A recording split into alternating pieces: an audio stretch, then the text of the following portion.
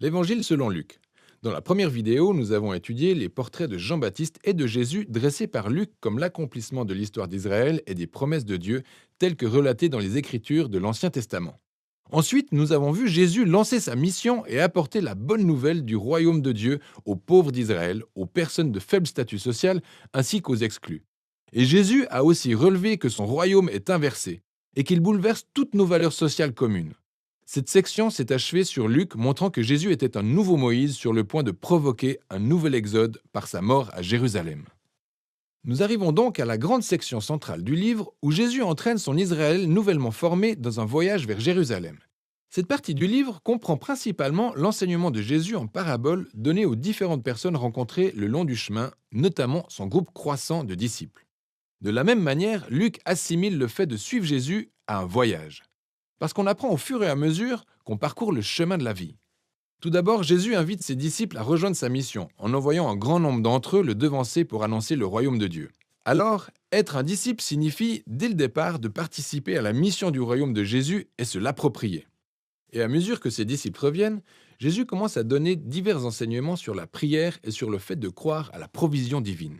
C'est d'ailleurs dans ces chapitres de Luc que Jésus parle plus d'argent, de biens, de générosité que dans tous ses autres enseignements. Si le fait de le suivre est réellement semblable à un voyage, cela devrait générer une mentalité minimaliste conduisant à une liberté de toute possession de façon à permettre une extrême générosité. Un autre thème clé abordé dans ces chapitres est la poursuite de la mission de Jésus auprès des pauvres.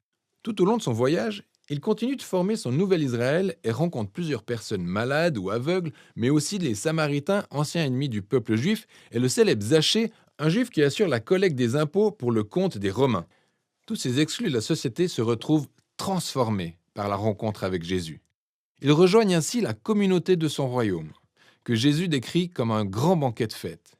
Il est venu chercher et sauver ce qui était perdu. Alors il est heureux à chaque fois qu'une personne découvre la miséricorde de Dieu. Mais tout le monde n'a pas le cœur aux réjouissances. Luc inclut plusieurs récits de Jésus participant à des banquets avec des leaders d'Israël. Et ces banquets se transforment tous en débats houleux où Jésus dénonce leur orgueil et leur hypocrisie. Et ces banquets contrastés sont particulièrement bien représentés dans la parabole de Jésus, celle du fils prodigue. Un père avait deux fils dont l'un s'est enfui de manière irréfléchie et dilapida son héritage. Il finit par revenir repenti. Et son père lui pardonne puis organise une grande fête pour célébrer son fils perdu et désormais retrouvé. Cependant, le grand frère qui n'a jamais abandonné son père est fâché et révolté de la générosité de son père envers ce fils indigne. Dans cette célèbre parabole, Jésus résume l'intégralité de sa mission du royaume à ses leaders. Ces fêtes symbolisent l'accueil chaleureux que Dieu réserve à tout type de personnes entrant dans sa famille dont la seule condition d'entrée est l'humilité et la repentance. Cette histoire met en lumière l'erreur monumentale des leaders d'Israël qui rejettent Jésus et sa communauté du royaume inversé. Et cette résistance à Jésus continue de s'intensifier. Et Jésus finit par arriver à Jérusalem pour la Pâque. Alors il s'approche de la ville et il se met à pleurer. Ses disciples voient en lui le roi messianique, alors que les leaders d'Israël le désavouent. Et il sait que le rejet de son royaume de paix engagera Israël sur la voie de la résistance et de la rébellion contre l'Empire romain, ce qui provoquera la chute de la nation. Et c'est cette destruction de Jérusalem que Jésus illustre symboliquement quand il fait irruption dans le temple, chasse les vendeurs d'animaux et met un terme au rituel des sacrifices. Il dit que ce lieu de culte est devenu un repère de brigands et sera détruit. Cet acte suscite évidemment toute une série de débats entre Jésus et les leaders d'Israël, ce qui mène à la prédiction de Jésus sur les armées romaines qui, un jour, encercleront cette ville et la détruiront ainsi que le temple en une génération. Ensuite, Jésus se retire avec ses disciples pour célébrer le repas de la Pâque. C'est le repas annuel symbolisant la libération d'Israël de l'esclavage par la mort de l'agneau. Alors, Jésus fait du repas, du pain et du vin un nouveau symbole autour de ce nouvel exode. Son corps brisé et son sang versé apporteront la libération à son nouvel Israël. Après le repas, Jésus est arrêté et interrogé par les leaders juifs avant d'être jugé pour avoir prétendu être roi.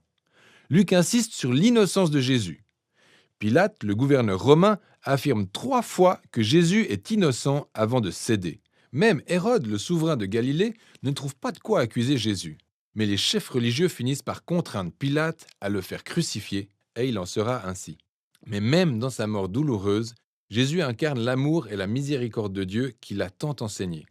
Alors que les soldats le crucifient, il leur offre le pardon de Dieu. Puis, lorsque l'un des criminels exécutés aux côtés de Jésus réalise qui il est réellement, il dit « Quand tu seras au royaume des cieux, souviens-toi de moi !» Les derniers mots de Jésus sont une lueur d'espoir à un criminel humilié. « Aujourd'hui, tu seras avec moi au paradis !» C'est après ce dernier acte de générosité et de bonté que Jésus meurt. Son corps est placé dans une tombe. Et le premier jour de la semaine, certains des disciples de Jésus se rendent à la tombe, mais celle-ci est vide. Deux figures angéliques sont présentes et leur disent que Jésus est vivant et qu'il est ressuscité d'entre les morts. Ils quittent alors les lieux en état de choc. Et c'est à ce moment-là que Luc raconte l'une de ses plus belles histoires. Deux disciples de Jésus quittent Jérusalem pour se rendre dans un village du nom d'Emmaüs. Ils ont le cœur brisé par la mort de Jésus. Et puis, soudain, Jésus se trouve là, marchant à leur côté. Mais ils ne le reconnaissent pas. Jésus leur demande pourquoi ils sont si tristes, et il raconte à quel point ils espéraient que Jésus soit celui qui aurait délivré Israël, mais il est mort à présent. Tout ça n'aura servi à rien. Ensuite, alors que Jésus partage un repas avec eux, il rompt le pain pour eux, comme il l'a fait pendant le repas de la Pâque. Et c'est à ce moment-là qu'ils le reconnaissent. Puis, il disparaît. Luc raconte cette histoire pour souligner un aspect clé sur le fait de suivre Jésus. Lorsque les disciples de Jésus imposent leur plan et leur vision de la réalité à Jésus, ce dernier leur est invisible et inconnu. C'est seulement lorsque nous nous soumettons au royaume inversé de Jésus, incarné par son corps brisé sur la croix, offert en amour par le don de soi, c'est seulement là que nous voyons et connaissons le véritable Jésus. La scène finale du livre se déroule autour d'un autre repas. Lorsque Jésus apparaît à ses disciples, il leur explique à partir des Écritures de l'Ancien Testament que tout faisait partie du plan de Dieu, que le Messie allait devenir roi d'Israël en souffrant et en mourant pour leurs péchés et triompher du mal par sa résurrection. Et tout comme l'a promis le prophète Siméon au chapitre 2, le royaume de Jésus s'étendra au-delà d'Israël. Alors le pardon de Dieu peut être annoncé aux nations, et tout le monde est invité à suivre Jésus.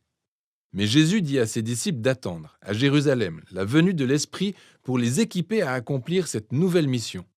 L'histoire continue évidemment dans le deuxième volume de Luc, le livre des Actes. Mais pour l'instant, c'est tout pour l'Évangile selon Luc.